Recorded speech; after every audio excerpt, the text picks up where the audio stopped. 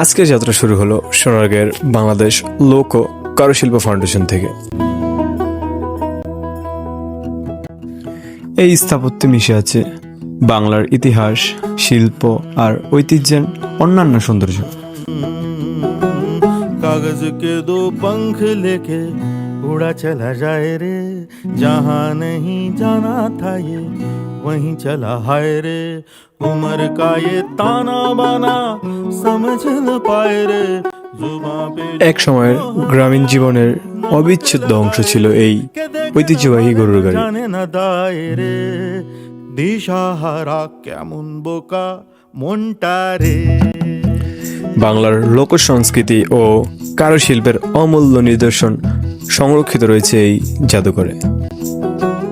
কাগজ কে দো পঙ্খ লেকে এখানকার প্রতিটি ইট যেন বহন করে আমাদের ইতিহাস ও সংস্কৃতির নীরব সাক্ষ্য।